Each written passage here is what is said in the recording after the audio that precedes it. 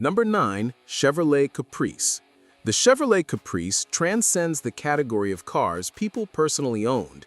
It is the car that everyone saw every day in multiple contexts simultaneously. Parked in front of grandparents' houses, idling outside hotels, sitting in every police department's fleet, filling every taxi queue in every American city, and occupying the specific role that no other vehicle of the decade filled as completely. The car whose presence was so total that it became part of the visual infrastructure of American life. Police departments standardized on the Caprice because its full-size body-on-frame platform was durable and fast enough in the 350 V8 configuration to do what law enforcement required. Taxi operators chose it for the same reasons. Families chose it because it seated 6 comfortably and towed a boat without strain. The Caprice Classic was the American grandfather's car, associated with Sunday dinners with the specific generational memory of climbing into a full-size back seat that absorbed road noise in a way few cars have managed since. It is at number 9, the first car on this list, because almost nobody lived through the decade without riding in one. Number 8. Buick Century. The Buick Century arrived in front-wheel drive form in 1982 on the GM A-body platform, the same platform as the Chevrolet Celebrity and the Oldsmobile Cutlass Sierra, and became a familiar sight in suburban America throughout the decade. It occupied a deliberate position in GM's lineup, the affordable entry into Buick ownership, above the Chevrolet but below the Electra or LeSabre. The Century was the Buick that families drove when they wanted a step above the Celebrity without paying full Buick prices. The V6 delivered the smooth, unhurried performance Buick's identity had been built on since the 1950s. Interior quality and trim levels generally exceeded those of the Celebrity, reinforcing Buick's position as General Motors' more upscale alternative to Chevrolet. The Century appeared in suburban driveways, shopping center parking lots, and outside schools and office buildings throughout the decade. It is at number 8 because millions of Americans grew up watching a Buick Century pull into the driveway at the end of the workday.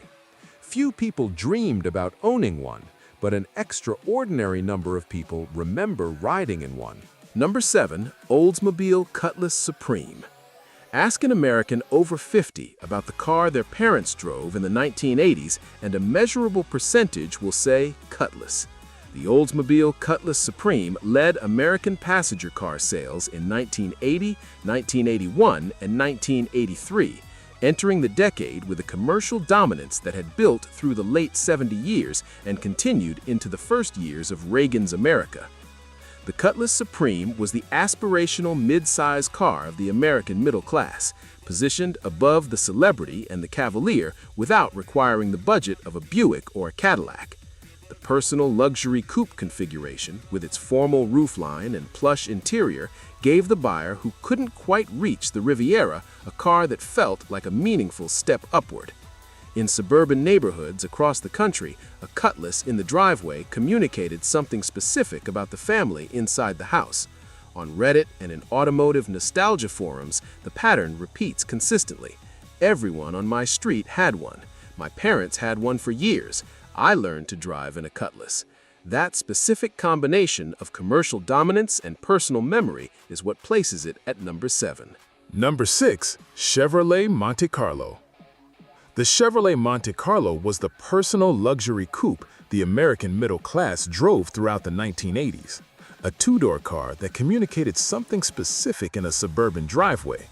This family had earned a step beyond the Malibu, expressing it with a long hood, a formal roofline, and a car that looked more expensive than it was.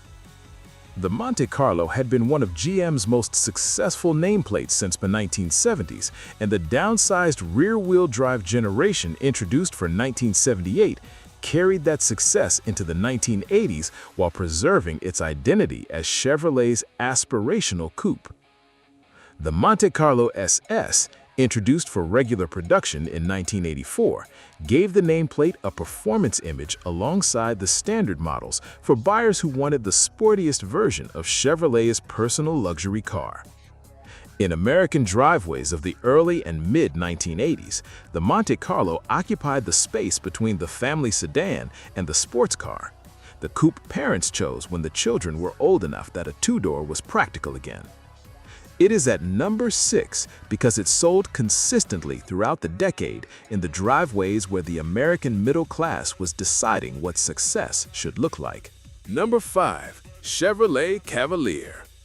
The Chevrolet Cavalier was the best-selling passenger car in America in both 1984 and 1985. In 1985 alone, selling 431,031 units. It was available as a sedan, a coupe, a convertible, and a wagon, which meant it appeared in virtually every segment of the American compact car market simultaneously and in every kind of driveway in the country. Even people who dislike the Cavalier remember it. That is the specific quality of its cultural presence, not affection, but inescapability. It was in parking lots, it was at the curb of every apartment building. It was the first car that a generation of young Americans either purchased or rode to school in or borrowed from their parents. Consumer Reports rated it below average for reliability across most of its production years. None of that affected its sales trajectory in the years when it was leading the country. The Cavalier is at number 5 because 431,031 units in a single year and 2 consecutive years of national sales leadership earns its place on any list of the decade's most seen vehicles, regardless of how anyone felt about the experience of owning one. Number 4. Dodge Aries Plymouth Reliant. If you grew up in a middle-class American neighborhood in the 1980s, you knew someone who had a K car, probably several someones. The Dodge Aries and Plymouth Reliant were not remarkable cars. They were the point. They were reliable enough, affordable enough, and simple enough that working families across the country bought them in millions and drove them until the odometers became negotiable. Lee Iacocca publicly tied their success to Chrysler's ability to repay its government-backed loans, which gave the K-cars an industrial significance that their modest specifications did not obviously imply. The front-wheel drive platform, the straightforward 4-cylinder engine, the practical sedan and wagon bodies, none of it was innovative. All of it was useful. The Aries and Reliant appeared in rental fleets, in the parking lots of churches and high schools, in the driveways of 2-income households where the car needed to start in January and cost nothing in October. They were everywhere in every American neighborhood for the entire decade, not because anyone loved them, because everyone needed them. Number 3. Honda Accord. In 1989, the Honda Accord became the best-selling car in the United States, the first time in American automotive history that a foreign nameplate had led annual passenger car sales. That moment was not a surprise to anyone who had been paying attention. It was the formal confirmation of what had been accumulating across the entire decade in driveways across the country. In nostalgic forums and Reddit threads about the 1980s, 2 phrases recur with a consistency that sales data cannot fully explain. It never broke, and I wish I still had mine. The Accord generated a specific kind of loyalty, not enthusiasm for the car as a driving experience, but genuine affection for what it represented. The car that did exactly what it promised, for as long as the owner drove it without requiring their attention. Consumer Reports rated it among the most reliable cars in its segment throughout the decade. By 1989, that reliability reputation had translated into the most consequential sales result in American automotive history. The car that never broke was the car Americans chose more than any other in the last year of the decade. Number 2. Chevrolet Celebrity.